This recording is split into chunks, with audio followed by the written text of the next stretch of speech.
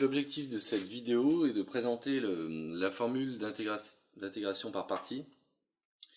Donc, cette formule nécessite la donnée de deux fonctions qui sont de classe C1 sur un segment AB, où A et B sont des éléments de R. Et en fait, la vidéo va se diviser en deux parties. La première où je vous présenterai l'origine de la formule d'intégration par partie, et la seconde où on fera une application de cette formule sur un cas concret.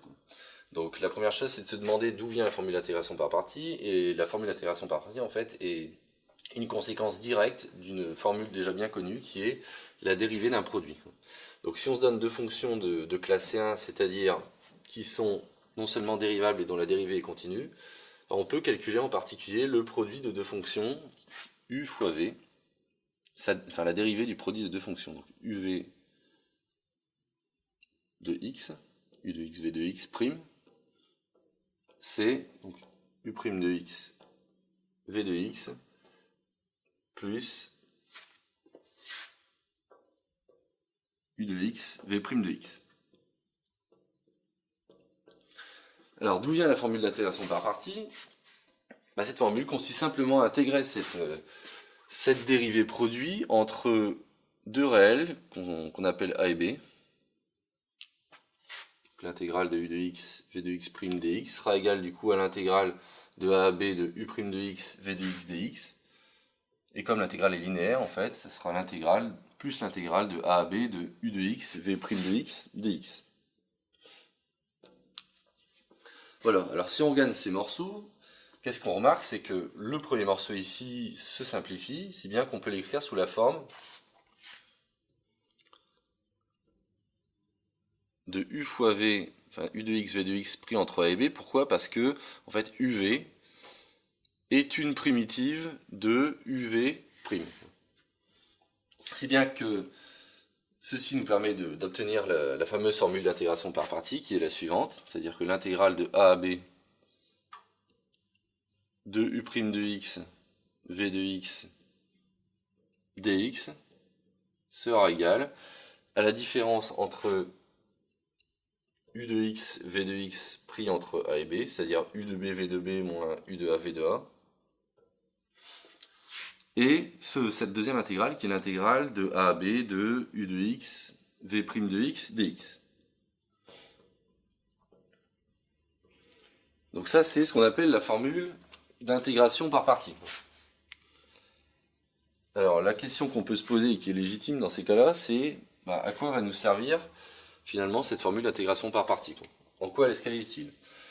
Alors, l'idée est la suivante, c'est que lorsqu'on va avoir intégré une fonction dont on ne connaît pas directement la primitive, on va utiliser cette opération pour, en partant de l'intégrale qui va être, dont on ne connaît pas la primitive, on va utiliser cette opération pour tomber à la fin sur une intégrale dont on connaît la primitive. Donc là, je vais vous faire un cas concret directement pour vous montrer un petit peu comment ça se passe.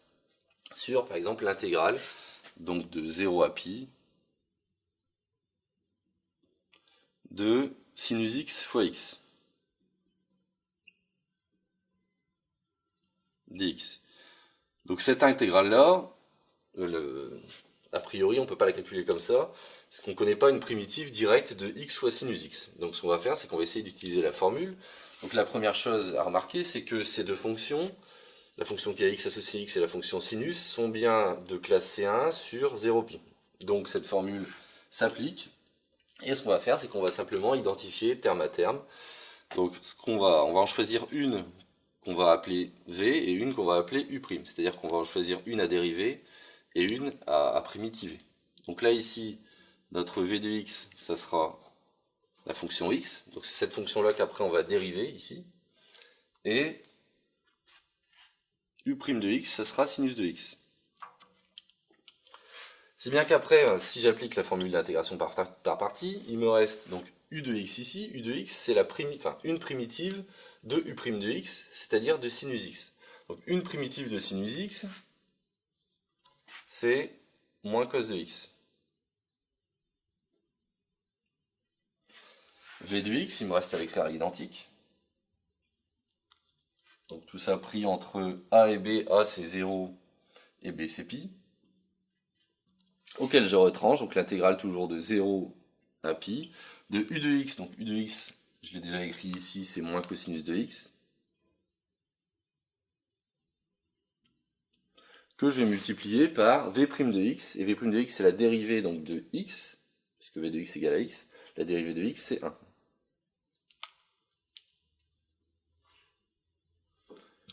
Voilà, alors là, qu'est-ce qui s'est passé? Ben, au départ, on avait quelque chose qu'on ne pouvait pas primitiver, donc on ne pouvait pas calculer cette intégrale. Là, on se retrouve avec, en gros, l'intégrale de cos x, et cette intégrale-là, on connaît la primitive, on va pouvoir la calculer explicitement.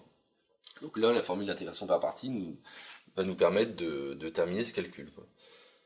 Donc, bah, premièrement, écrivons ce que vaut ce crochet ici. Donc on va remplacer les valeurs par pi et par 0, c'est-à-dire que c'est moins cosinus de pi fois pi, plus 0 fois cosinus de 0, c'est-à-dire bah, il reste 0. Quoi.